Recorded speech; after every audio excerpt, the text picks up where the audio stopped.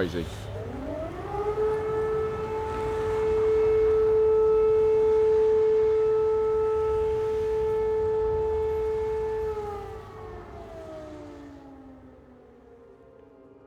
So we're going to Superhumans Centre in Lviv, which is a rehabilitation centre specialising in prosthetic limbs.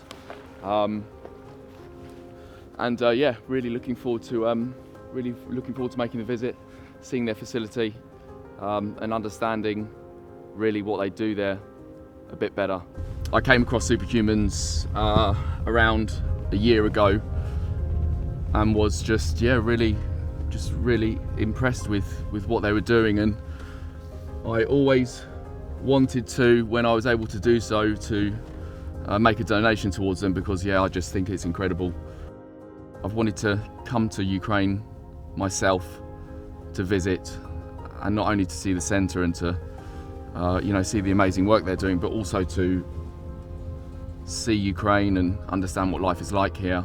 And we've experienced it over the course of the last day or so already, and it really hits home the reality of the situation here, and it feels like a home away from home, but at the same time, you're getting woken up in the middle of the night with air raid alerts and not knowing what's around the corner, and that's the normality of life, and that really that really moves me.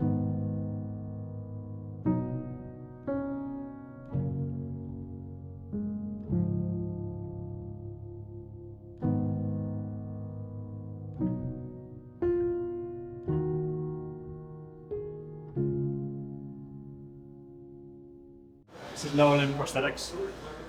So we do basically three levels of prosthetics for the lower leg. So you have below knee, above knee, and hip disarticulation. So the below knee is these. So this is sort of I don't want to say easy because you're still losing a limb, but this is sort of on the more manageable end of amputations. This is probably our most common injury. This is from normally mines. So a lot of the guys walking around with one below knee amputation will often be mine strikes. I was a sailor for the best part of 10 years. So I was all over the world. I haven't lived in the UK for 10 years. Right. And I saw the full scale kick off and felt like doing something. I didn't really know what to do until I started finding out about the volunteer stuff. I was working with a group called Base UA, which is a Ukrainian NGO. We were doing evacuations out of Pokrovsk in the east. We were working December, January 24, 25. We were working in Pokrovsk, 30th of January. We got into the city in the morning. We'd taken out 3 people and a dog, got back in, picked up 2 people, and on the way back out, as we were leaving the city, we're driving a white van, pretty marked. We don't carry weapons, we don't wear camouflage, we wear white high-vis vests. And as we were leaving the city, we just got hit by an FPV. Hit the roof of the van, charge went off, took my arm off. My arm was being held on one with hoodie, and just put my leg up. Luckily, I was the only one seriously injured. So my team lead, he was a Ukrainian guy, they came around my side of the vehicle, got tourniquets on me, stopped the bleeding, saved my life. They got me in the back of the pickup truck, which was just behind us. Evacuated me out of the city, got me in an ambulance, and then I was taken to a field hospital to trauma surgery. The arm came off with the hoodie. Then they tried to save the leg, but the leg was just destroyed, and they cut it off there. I ended up in Meshnikov, which is in Dnipro. Then came to Kyiv, spent 6 weeks in Kyiv, then came here, and I've been here since March last year. I got very lucky in the sense of it's my left side, I'm right-handed, my head's okay, my balls are okay. Everyone else in the van was, we had minor shrapnel wounds for the 2 civilians, but everyone was okay. And so that makes it easier for me to process. I took it. If we'd been taking people out, if we'd gone in to say, hey, we're here to help you, and they fucking get an arm and a leg blown off. So it's me, I took it. It makes it easier to process what was you.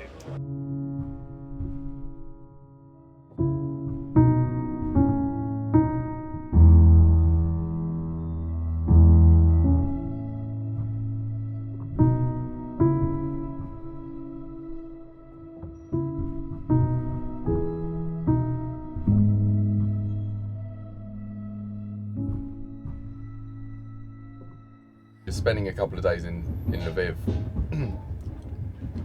it's just like Helsinki or Vienna or Stockholm, you know,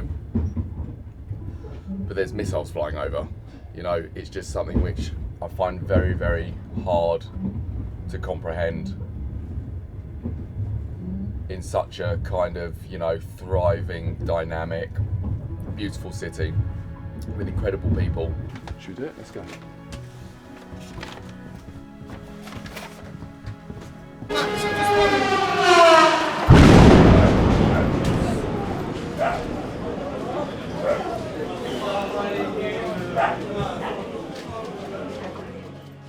Забори, що тут пеньок, ви тут знаєте.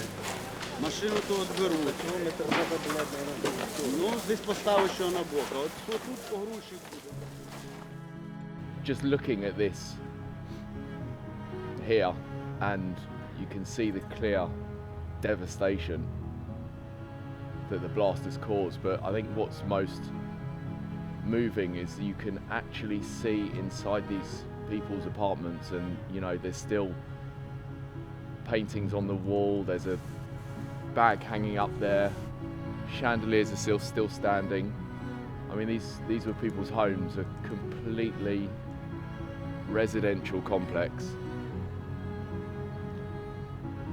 which of course is just completely indiscriminate attacks on civilians. It's just absolutely heartbreaking and terrible. And of course there's a small memorial down here with children's teddy bears, you know, which is just heartbreaking. And I've never seen anything like it. It's just awful, absolutely awful.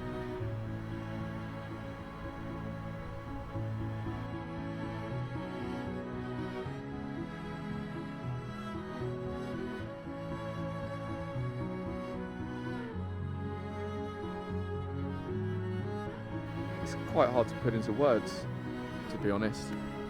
I just think that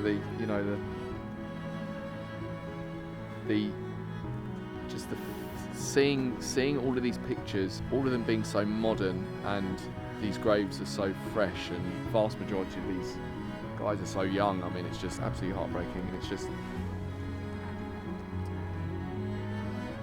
it's very good that they have such a beautiful and respectful memorial here for them, you know, and you can see that there's a lot of national pride here. And as you're talking about, you know, with the memories as well, you know, and for them to really amplify the memories by creating places like this, I think is really important and it's really special. But at the same time, it's just, you know, it's just completely heartbreaking to think, you know, as I said, you know, all these people leaving their lives and going to fight for their country and fight for the future of their country, you know, that's the thing.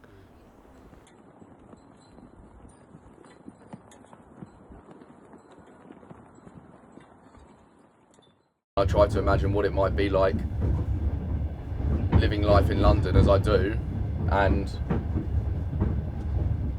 having to go to the, you know, to the underground stations in London, you know, as a makeshift bomb shelter. You know, last time we faced that was not in my lifetime. You know, the last time we faced that was in the Second World War, and that seems like another world ago. And this is what they're going through now. Right now, every day.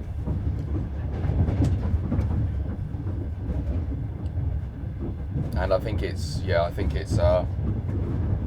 really important for the international community to see this and to understand exactly what life means to people in Ukraine.